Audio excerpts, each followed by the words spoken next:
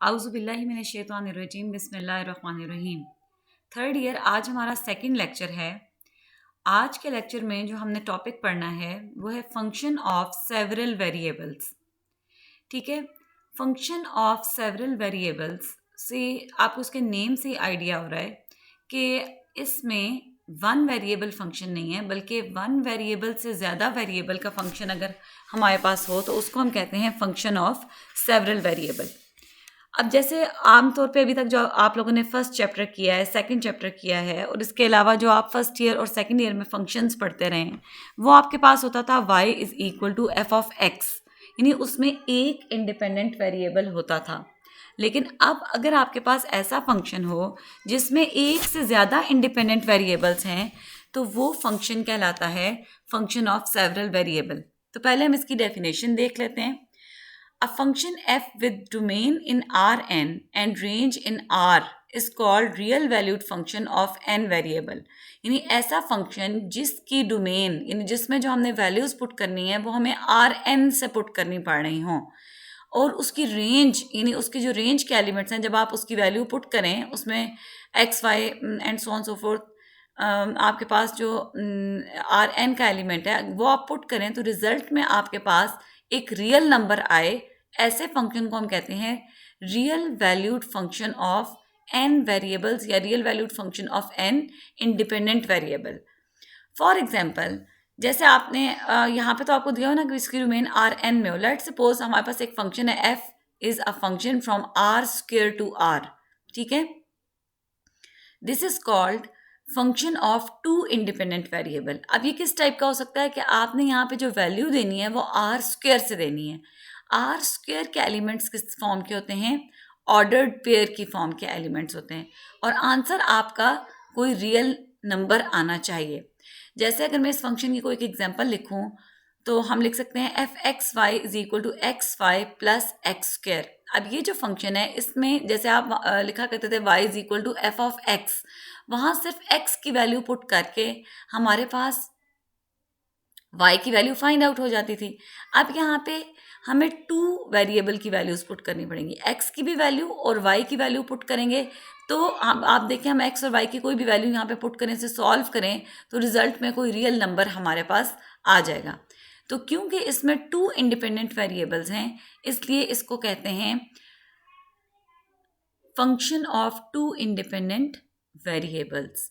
इसी तरह से अगर हम f एक फंक्शन ऐसा ले लें जिसमें थ्री इंडिपेंडेंट वेरिएबल्स हों, यानी f is function from r cube to r, तो हम इसको कहेंगे कि this is function of three independent variables. For example मैं एक फंक्शन डिफाइन करती हूँ f x y z equal to x y z plus one by x y Z.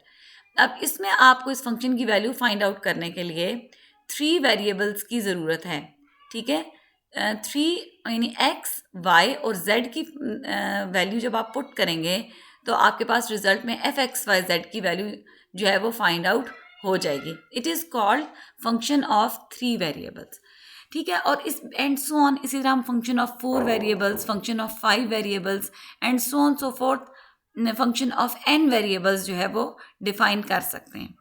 ठीक है, अब जो हमारा मेन काम है वो हमारा ये जो हमने फंक्शन ऑफ सेवरल वेरिएबल का टॉपिक पढ़ना है, इसमें मोस्टली जो हमारे क्वेश्चंस हैं वो function of two independent variables से रिलेटेड हैं। कुछ क्वेश्चंस जो ऐसे होंगे जिसमें थ्री वेरिएबल्स या फोर वेरिएबल्स यूज़ हो रहे हैं, लेकिन मोस्टली क्वेश्चंस जो हैं उसमें टू वेरिएबल्स ही यूज़ हो रहे हैं। तो अब गर्ल्स हम लोग पहले देख लेते हैं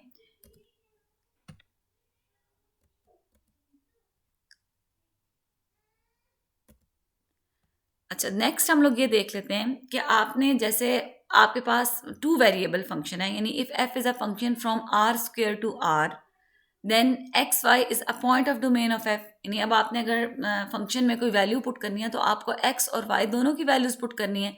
इसका मतलब है आपके पास जो r स्क्वायर है इसके एलिमेंट्स ऑर्डर्ड पेयर की फॉर्म में होंगे। ठीक है, तो आपको x और y की वैल्यू पुट करनी पड़ेगी, और इसका जो रिजल्ट आप लोग फाइंड आउट करेंगे उसको आप एफ एक्स वाई से डिनोट करेंगे। ठीक है, अब आपने अगर आपको 2 वेरिएबल फंक्शन दिए हुए हैं, आपने उनको ऐड करना है। जैसे आपने f plus g find out करना है, तो f plus g x y is equal to f of x y plus g of x y, यानी आप एफ एक्स वाई जो फंक्शन है उसमें ऐड कर देंगे जी एक्स वाई का फंक्शन। इस तरह f minus g of x अगर आपने एक्स वाई फाइंड आउट करना है तो आप f of x y minus g of x y find out कर लेंगे। अगर आपको इन दोनों फंक्शंस की प्रोडक्ट फाइंड आउट करनी है तो आप सिंपल क्या करोगे, एफ एक्स वाई का function multiply by g x y का फंक्शन। अगर आपको डिवाइड करना है, यानी f of x y f divided by g of x y find out करना है, तो आप simple f x y function को जी एक्स वाई से डिवाइड कर देंगे। और साथ गिवन है कि g of x y is not equal to 0। ठीक है, तो सिंपल इसमें आपको ये बताया हुआ है कि अगर आपको 2 वेरिएबल फंक्शन दिया हुआ है तो उसका सम, डिफरेंस, प्रोडक्ट और कोशेंट ये फाइंड आउट करने का वही तरीका है जिस तरह से हम 1 वेरिएबल फंक्शन का सम, डिफरेंस, प्रोडक्ट या कोशेंट फाइंड आउट किया करते थे। अब देखिए गर्ल्स, अब असल में जो हमारा कंसर्न है वो ये है कि हमने 2 वेरिएबल फंक्शन की लिमिट, कॉन्टीन्यूटी, डिफरेंशिएबिलिटी ये फाइंड आउट करनी है।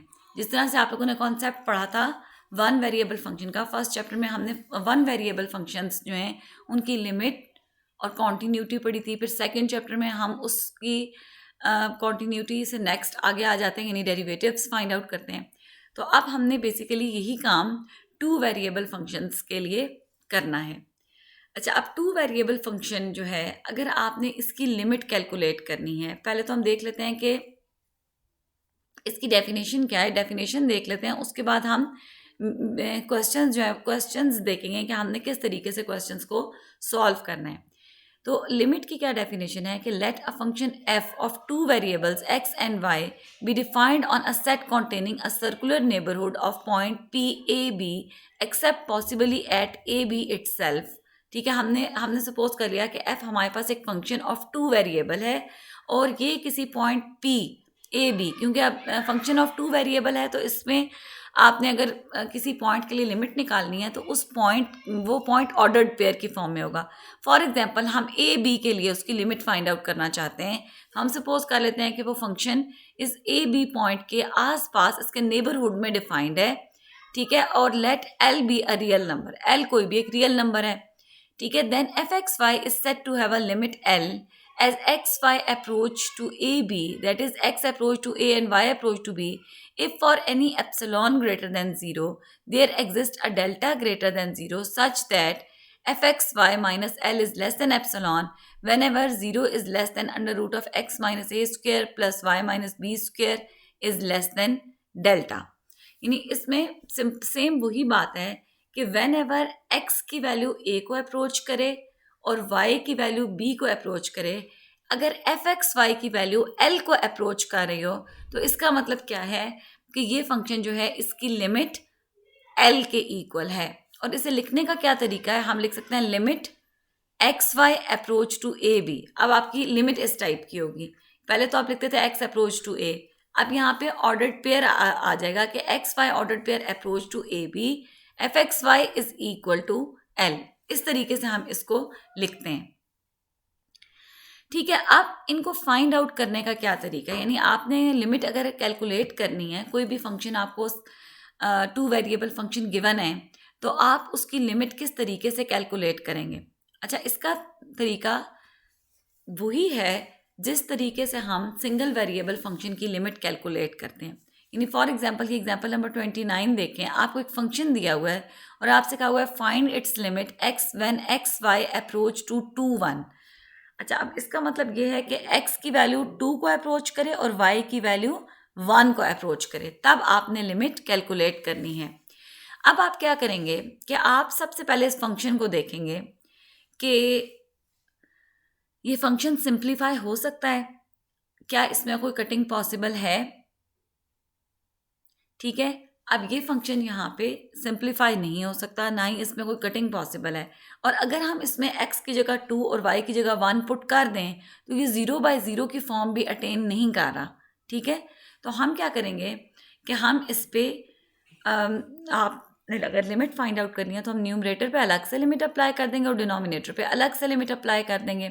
उसके बाद हम न्यूमरेटर में x की जगह 2 और y की जगह 1 पुट कर देंगे। इसी तरह डिनोमिनेटर में भी x की जगह 2 और y की जगह 1 पुट कर देंगे और उसको सिंप्लीफाई कर लेंगे, तो हमारे पास उसका आंसर फाइंड आउट हो जाएगा। ठीक है, यानी आपका जो लिमिट कैलकुलेट करने का तरीका है वो तकरीबन वही तरीका है जिस तरह से हमने वन वेरिएबल फंक्शन की लिमिट कैलकुलेट की थी। सिर्फ क्या है कि आपने उसको पहले सिंप्लीफाई कर लेना है। अगर आपको लगता है कि न्यूमरेटर और डिनोमिनेटर में कोई वैल्यू कट हो सकती है तो आप पहले कटिंग कर लेंगे, उसके बाद आपने सिंप्लीफाई करने के बाद उस पर लिमिट अप्लाई कर देनी है। ठीक है, तो अब सिंपल जो लिमिट से रिलेटेड क्वेश्चंस हैं वो आपकी एक्सरसाइज 2.6 का क्वेश्चन नंबर 1 से क्वेश्चन नंबर 5 तक के क्वेश्चन हैं। First 5 questions are related to limits. ठीक है, अब नेक्स्ट हमारे पास आ जाता है, अब देखें आप लोगों ने स्टार्ट में पढ़ा था कि आप लिमिट किस तरह से फाइंड आउट करते हैं। फिर आप लोगों ने पढ़ा था कि कोई भी फंक्शन आपको दिया हुआ हो तो उसकी हम चेक कर सकते हैं कि उसकी लिमिट एग्जिस्ट कर रही है या उसकी लिमिट एग्जिस्ट नहीं कर रही है। अब देखें गर्ल्स, जब हम कोई भी फंक्शन पढ़ रहे होते हैं, सिंपल रियल वैल्यूड फंक्शन है जिसमें y is equal to f of x कोई फंक्शन है, तो हम आमतौर पे लिमिट ले लेते हैं x अप्रोच टू a। ठीक है, अब देखिए x अप्रोच टू a अगर आपने फाइंड आउट करना है तो देखिए रियल लाइन पे किसी भी नंबर को अप्रोच करने के हमारे पास सिर्फ दो रास्ते होते हैं, ईदर फ्रॉम लेफ्ट और फ्रॉम राइट। तो हमने अगर किसी फंक्शन को चेक करना हो कि उसकी लिमिट एग्जिस्ट कर रही है या नहीं एग्जिस्ट कर रही, तो हम उसकी लेफ्ट हैंड लिमिट कैलकुलेट करते हैं और उसकी राइट हैंड लिमिट कैलकुलेट करते हैं। फिर देखते हैं कि अगर तो दोनों लिमिट्स एक दूसरे के इक्वल आ रही हैं, left hand limit is equal to right hand limit, तो हम कहते हैं कि इस फंक्शन की लिमिट एग्जिस्ट कर रही है। ठीक है, जबकि अगर हम टू वेरिएबल फंक्शन पढ़ रहे हैं तो अब आपके पास जो जिस पॉइंट को आप अप्रोच कर रहे हो वो ऑर्डर्ड पेयर की फॉर्म में है। ठीक है, यानी वो आपके पास इस टाइप का कोई नंबर है, एक्स वाई प्लेन में से कोई नंबर आपको दिया हुआ है, जैसे आपको दिया हुआ हो सकता है कि एक्स वाई अप्रोच टू 2 1, जैसे पिछले क्वेश्चन में ऐसे था। तो अब 2 1 को अगर हम प्लॉट करें तो वो कोई रियल लाइन पे तो नंबर नहीं होगा, बल्कि वो एक्स वाई प्लेन पे कोई नंबर होगा जिसको हम अप्रोच कर रहे हैं। ठीक है, अब रियल लाइन पे तो हमारे पास सिर्फ दो रास्ते हैं कि या तो हम इस पॉइंट को लेफ्ट साइड से अप्रोच करें या हम इस पॉइंट को राइट साइड से अप्रोच करें। लेकिन एक्स वाई प्लेन पे किसी पॉइंट को अप्रोच करने के डिफरेंट मेथड्स हैं। ठीक है, हम उसे थ्रू लाइन स्ट्रेट लाइन किसी स्ट्रेट लाइन से अप्रोच कर सकते हैं। अब यहाँ मैंने 2 स्ट्रेट लाइन इस वक्त ड्रॉ की हैं, एक ये लाइन ड्रॉ की है, एक केवल के 3। ये इस लाइन के थ्रू अप्रोच कर सकते हैं, इस लाइन के थ्रू अप्रोच कर सकते हैं। इस तरह से हमारे पास इनफाइनाइट वेज हैं स्ट्रेट लाइंस के थ्रू, यानी हम और इनफाइनाइट और स्ट्रेट लाइंस जो है वो ड्रॉ कर सकते हैं जिसमें हम इस पॉइंट ए बी में से को अप्रोच करें जिस लाइन के थ्रू। अच्छा, फिर हम ये कर सकते हैं कि हम किसी कर्व के थ्रू इस पॉइंट को अप्रोच करें। अब कर्व्स डिफरेंट टाइप की हो सकती हैं, या बाज़ औक़ात हमारा अप्रोच करने का ये तरीका होता है कि हम सर्कल के थ्रू अप्रोच करें, यानी हम सर्कल बनाएं फिर सर्कल का रेडियस स्मॉल करते जाएं। जब हम कहें कि सर्कल का सेंटर हम ए बी पे ले लें और उसको रिड्यूस करते जाएं उसके रेडियस को, और हम कहें कि व्हेन आर अप्रोच टू 0 तो हम x Y approach to A b. इसका मतलब है कि अगर आपको चेक करना पड़े कि क्या इस फंक्शन की लिमिट एग्जिस्ट कर रही है, तो हमारे लिए हमारे पास इनफाइनाइट वेज है। वहाँ पे सिर्फ 2 वेज थे, हम दोनों को चेक कर दोनों साइड से अप्रोच करते थे, उसकी लिमिट कैलकुलेट करते थे और उसका अगर तो दोनों लेफ्ट हैंड लिमिट और राइट हैंड लिमिट इक्वल आती थी तो हम कहते थे कि इस फंक्शन की लिमिट एग्जिस्ट कर रही है। लेकिन अब इस वक्त तो हमारे पास इनफाइनाइट वेज है इसको अप्रोच करने के। तो अब अगर आपको ये चेक करना पड़े कि किसी फंक्शन की लिमिट एग्जिस्ट कर रही है या नहीं कर रही है, whenever X Y approach to A B और when x Y approach to whatever the point, जैसे 2 1 आपको दिया हुआ था एक क्वेश्चन में, तो अगर आपको चेक करना है, अब आप क्या करेंगे, आप डिफरेंट तरीके से इसको अप्रोच करेंगे। अब एक तरीका ये होता है कि हम थ्रू सर्कल्स अप्रोच करें, यानी हम एक सर्कल लें, उसका बिग रेडियस लें, फिर उसके रेडियस को पे अप्लाई कर दें लिमिट के उसका रेडियस 0 को अप्रोच कर रहा है। ठीक है, और उस तरह से अप्रोच कर लें, या हम किसी लाइन के थ्रू उस पॉइंट को अप्रोच कर लें। ठीक है, तो ये हमारे पास हम यानी कुछ वेज मुख्तलिफ वेज से पॉइंट को अप्रोच करके देखेंगे। अगर उसकी लिमिट आ रही है सेम आ रही है, यानी डिफरेंट वेज से आप सारे वेज से तो उसको अप्रोच नहीं कर सकते, कुछ पाथ से उसको अप्रोच करें। अगर उनकी लिमिट सेम आ रही है तो इसका मतलब है कि ये जो आपके पास पॉइंट दिया हुआ है इस पे फंक्शन की लिमिट एग्जिस्ट करती है। अच्छा, अब गर्ल्स आप लोग देखिए, यही आपको यहाँ बताया हुआ है कि if in limit x Y approach to A b f x y we get two or more different values as x Y approach a b along different paths then the limit does not exist. कि अगर हम इस कोई function आपको F x Y दिया हुआ है और साथ आपको लिमिट दी हुई है, अगर हम 2 या 3 2 से ज़्यादा ही पाथ्स पे हम चेक करते हैं, अगर हम डिफरेंट पाथ्स के अलॉन्ग इस फंक्शन को अप्रोच करें और हर डिफरेंट पाथ के अलॉन्ग फंक्शन की लिमिट डिफरेंट कैलकुलेट हो, तो हम कहते हैं कि ये जो फंक्शन एफ एक्स वाई इसकी लिमिट इस पॉइंट पे एग्जिस्ट नहीं कर रही। अब हम किसी भी फंक्शन को अगर हमने अप्रोच करना है डिफरेंट पाथ से, तो हम जो पाथ ले सकते हैं, स्ट्रेट लाइंस ले सकते हैं, प्लेन कर्व्स ले सकते हैं, सर्कल्स ले सकते हैं।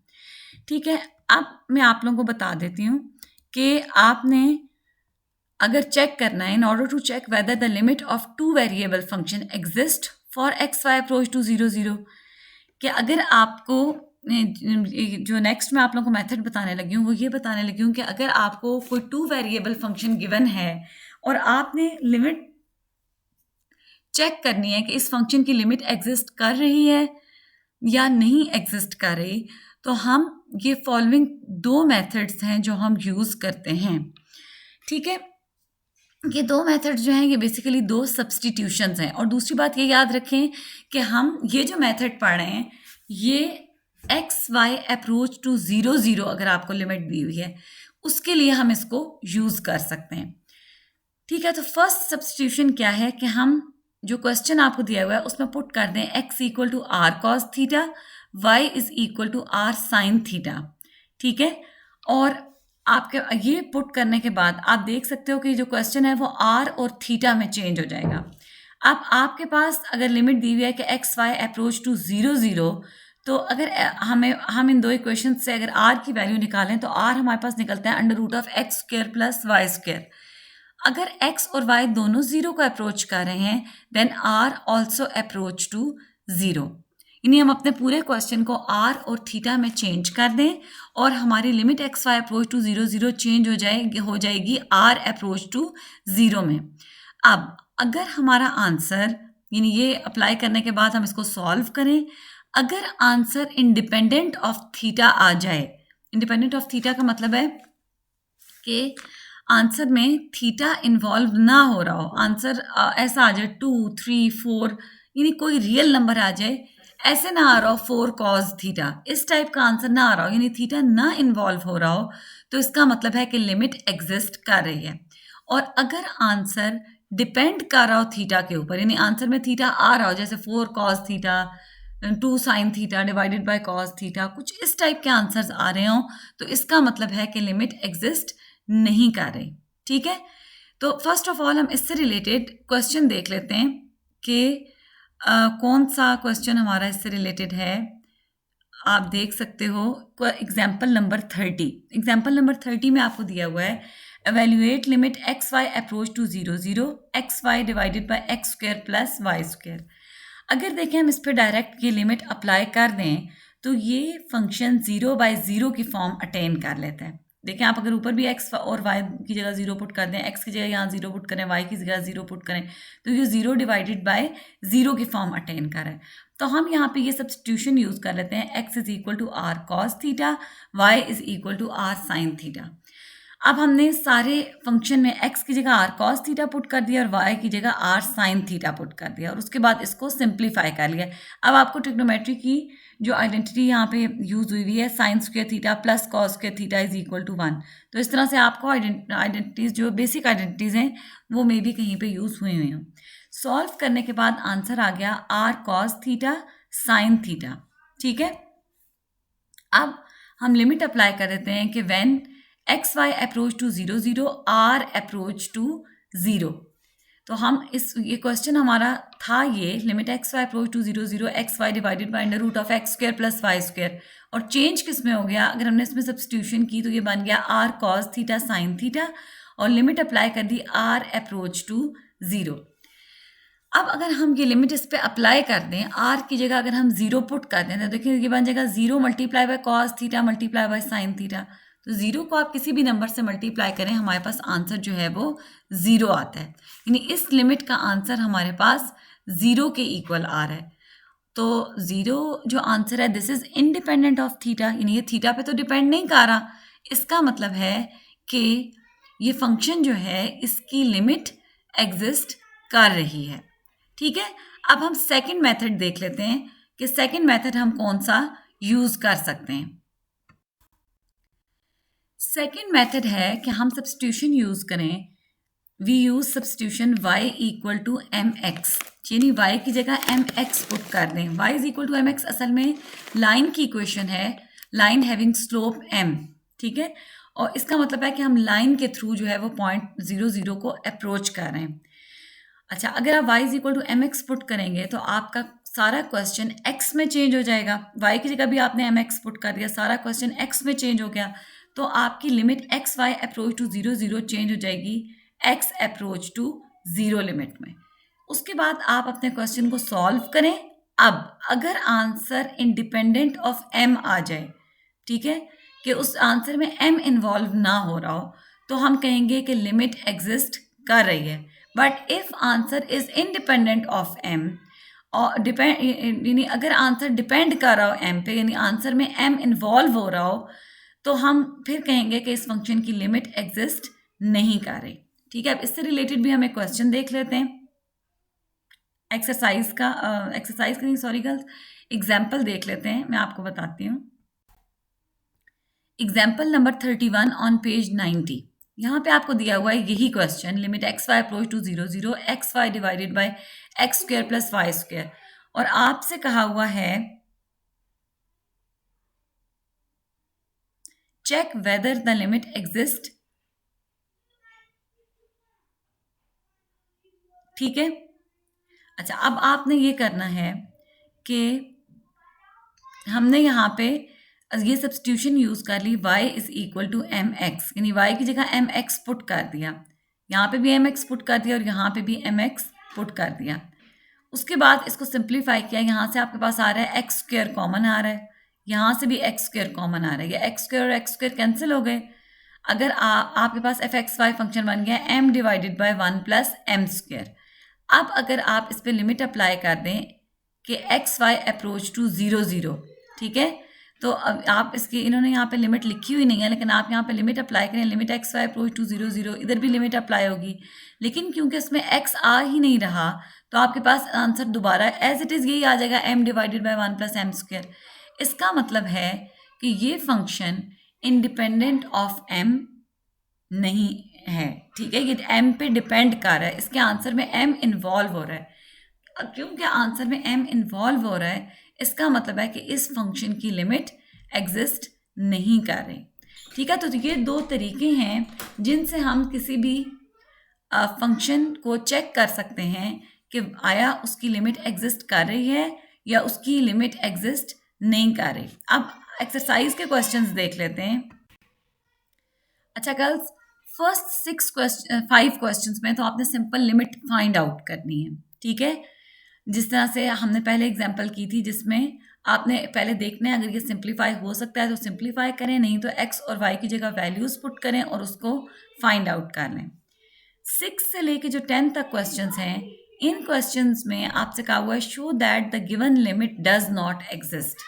तो अब इसको चेक करने के लिए आपने x equal to r cos theta, y is equal to r sin theta, या तो ये लिमिट ये पुट करके इसको सॉल्व करना है, या y equal to m x इसकी सब्स्टिट्यूशन यूज़ करके इनको सॉल्व करके देखना है। ठीक है, दोनों में से कोई भी तरीका यूज़ कर सकते हैं। और दूसरी बात है कि यहाँ पे आपको कहा हुआ है show that the limit does not exist. For example, आपने एक मेथड अप्लाई किया और आपके पास उसका आंसर आ गया कि लिमिट यानी कि लिमिट एग्जिस्ट कर गई, यानी फॉर एग्जांपल आपने x equal to r cos theta, y is equal to r sin theta put किया और आपके पास आंसर इंडिपेंडेंट ऑफ थीटा आ गया, आपने कहा कि इसकी तो लिमिट लगता है कि एग्जिस्ट कर रही है, तो ऐसे केस में फिर आप दूसरी सब्स्टिट्यूशन यूज़ करके देखें। ठीक है, y is equal to m x put करके उसको देख लें। ठीक है, तो वैसे आप लोग दोनों मेथड्स में से, इन दोनों सब्स्टिट्यूशंस में से कोई भी एक सब्स्टिट्यूशन यूज़ करके इन क्वेश्चंस को सॉल्व कर सकते हैं। ठीक है, अब आप लोगों ने क्वेश्चन नंबर 1 से लेके 10 तक, ये मैं आपको होमवर्क दे रही हूँ, ये आपने अब करके देखने हैं। ठीक है, और मुझे आप लोगों ने सेंड करना है अपना होमवर्क करके, ताकि मैं देख सकूं कि आपसे सही तौर पे क्वेश्चन हो रहे हैं। ठीक है गर्ल्स, तो आज के लिए इतना ही काफ़ी है। अल्लाह हाफिज़, अस्सलाम वालेकुम।